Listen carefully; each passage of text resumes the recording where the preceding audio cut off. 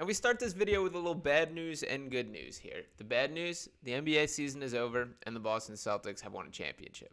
The good news, the offseason is now in full swing, and here is where things heat up for the Sixers. We know they've been attached to a number of rumors, and these keep flowing. In this video, I'm going to break down the latest update on both OG Anunoby and Paul George, as the window may be open to the Sixers having a crack at either one of those guys, as well as a new player has emerged in the conversation that we have to have a bit of a delicate conversation about. So I'm going to start with that of course being Miles Bridges here. And I'm going to open with the initial report.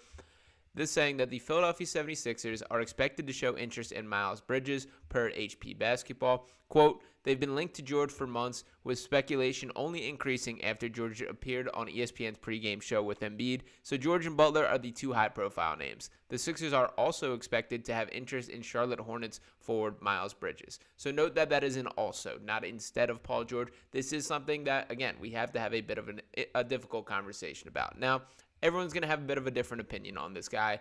There's a lot of charges that have kind of been thrown around his name. He's had a checkered past, and to acknowledge it head on here, I'm just going to pull up this report from CNN saying that North Carolina prosecutors have dropped 3 charges against Charlotte Hornets player Miles Bridges, according to documents filed. Bridges, 25, was charged in 23 with violating a protection order, misdemeanor child abuse, and injury to personal property, according to Lincoln County, North Carolina Sheriff's Office. Bridges surrendered to authorities in October after a warrant was issued for his arrest. In Tuesday's filing, the state said it determined there was, quote, insufficient evidence to get a conviction at trial due to inconsistent statements made by the alleged victim. So if you want to be absolutely glass half full here, the best case scenario is that he got in a really toxic relationship and there was some really bad stuff that went down. I think that's painting things a little bit in brighter light than should be the case with this. And to give my personal opinion, I couldn't root for Miles Bridges and want no part of him on the Sixers. That's kind of where I'm at. Maybe I'm not forgiving enough. Maybe that I should be more open-minded for this type of thing. I don't need players to be perfect citizens, but that is a little cross the line for my mind. Now, as a basketball player, you understand the appeal. And to dive into what he produced this year, 21 points per game, 7.3 rebounds, 3.3 assists, shot 46.2% from the field, 34.9% from 3. 37.2% of his shots are threes, also shoots 34.1% from the corner. Just 26 years old, 6 for 7. He's no doubt a bargain contract as it pertains to his value based on what he's going to get, and to acknowledge what he was currently on at this point in time. He's coming off a $7.9 million contract this season. And to dive into his full picture, to talk about his stats here, that he did miss all of the 2022-23 season because he sat out dealing with the legal issues here. You can see these stats otherwise, that leading up to that point in time, he averaged 20.2 points per game, 7 rebounds, 3.8 assists. He was in line for a guy that was about to receive a max contract and will be in the bag fumbling conversation for that. If there were not these off-court issues and concerns with him, he would have a max contract next to his name, and the Hornets were ready to offer it to him. In fact, all this went down in the legal process during the offseason period, so if it had happened a couple days later, we might be having this in an entirely different discussion here. But there is a little bit of rumors there. I will say I checked into this a little bit myself. Paul Hudrick of Liberty Baller said that he does not believe the Sixers are going to show interest. There's a couple other guys who are very, speculative of it, that they don't believe that this is going to be the case. I don't tend to agree either. I think Miles Bridges is going to be a name that's floated out there. I'm very curious the type of money that he gets, but he does not strike me as the piece of the puzzle that these Sixers are targeting here. But I still think it fits into the conversation that the more names they're attached to, the better for the Sixers. Now, 2 guys that I do think are far better options than Miles Bridges, Paul George and OG Anunoby. And there were some interesting comments on each of these guys. And I want to start with Paul George, who I think that's where the Sixers should be starting this offseason, as that is plan A. And there was an interesting quote by Brian Windhurst here, that he was on ESPN's Get Up, and he said, quote, what is interesting to me is that the Clippers are very aware that somebody is going to offer George a 4-year max contract, whether that's the 76ers or the Magic, or a team could even trade for him. But there's another thing with Paul George that I want to point out. He has an option in his contract. It's known as the Chris Paul move, where you come to a team and say, I'm either going to sign with this team over here, or you're going to pick up my option and trade me there. So even if you don't have cap space, a team, for example, like the New York Knicks, okay, if they wanted Paul George, they could say, okay, you could come to us, we'll trade for you. You don't have to sign him outright. Clippers know all of this is going to go on, and yet they're still not making this offer. They're still not going to do this. And so if you get to July 1st and the Clippers haven't done this, they're going to play hardball. That's when they know that he's truly going to be in the market. I suspect the Clippers read, at least on June 17th, is that they're calling his bluff. They don't actually think he's going to leave his hometown of LA to go to Philly or Orlando or something like that. So a lot to break down here from this Windhorst paragraph. Number one, that is absolutely a valuable or an option on the table that should be paid attention to.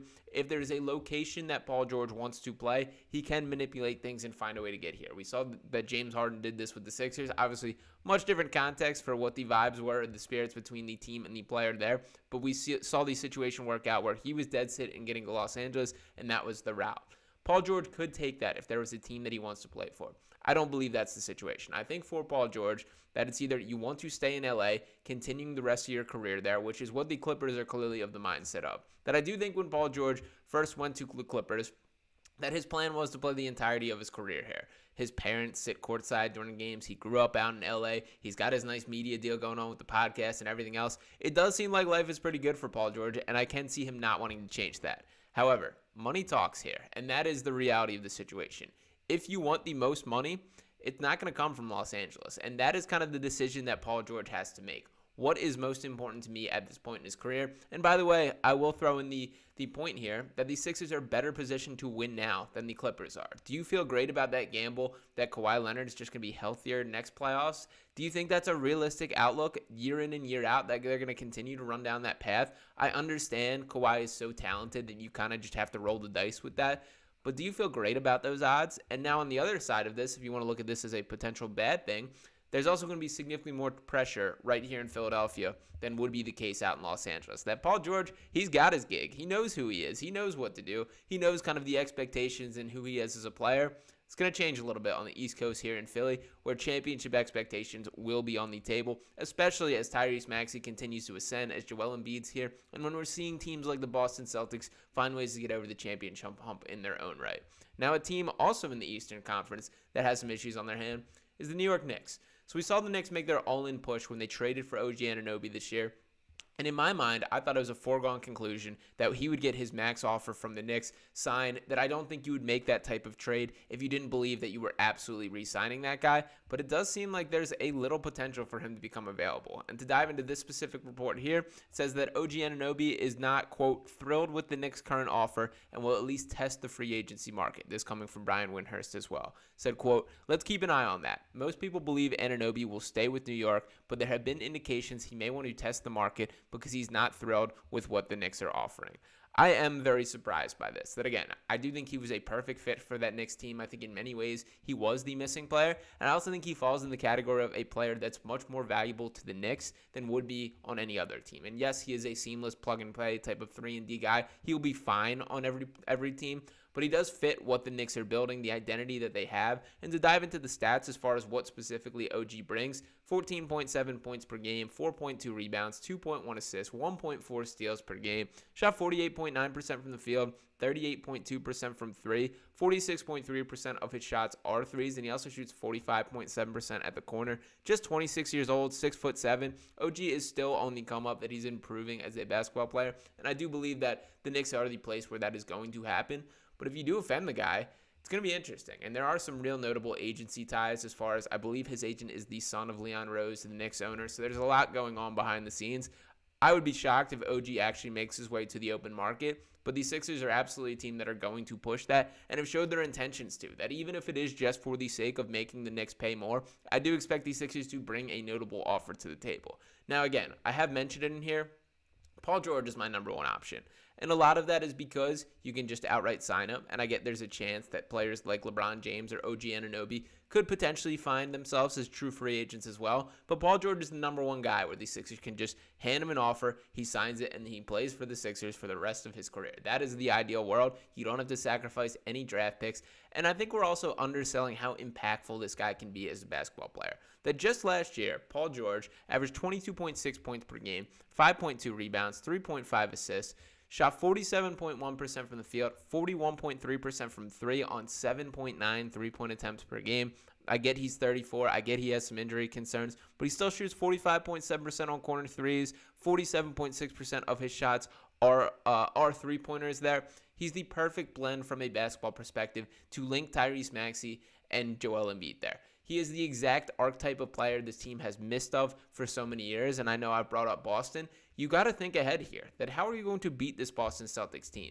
Paul George is the best option to guard a Jason Tatum or a Jaylen Brown compared to just about everything else they can throw against the wall. Do you feel great about Nico Batum and Kelly Oubre being your primary options? Think DeAnthony Melton can just grow overnight and be big enough to guard these guys? Paul George is the archetype of dude that can. And by the way, when there's a little less on his load offensively because of guys like Tyrese Maxey and Joel Embiid, there's a chance that we see a little bit of a defensive resurgence. That there was a point in time where Paul George was talked about as an all-NBA level defender. That was, of course, when he was younger in his career, a little more athletic than is currently the case, but I still believe the tools are there. So Paul George is absolutely my guy for the Sixers team. We will see what happens with the rest of these names. As I mentioned, I can't get behind the Miles Bridges train. And I do think if you're going to try and trade for a Bridges, you should be singing to Mikal Bridges' name into the microphone and seeing what happens if that is the case, because that would be a guy that is worth overpaying for. But that's a different conversation there. But let me know what you guys think in the comments. I am curious the pulse in your feel for the Miles Bridges situation. It is a delicate one and stuff that I told you which side I sit on and totally get both perspectives there. Would be surprised if OG Anunoby actually becomes available, but certainly a storyline to monitor there, as well as the Paul George side of things. So appreciate you guys for tuning in. The news is just beginning to kick off this offseason, so a lot to break down. Make sure that you're subscribing to the channel to keep it locked for all of it. Liking this video to let me know you're listening, and I will talk with you next time right here on Sixers Digest. Peace.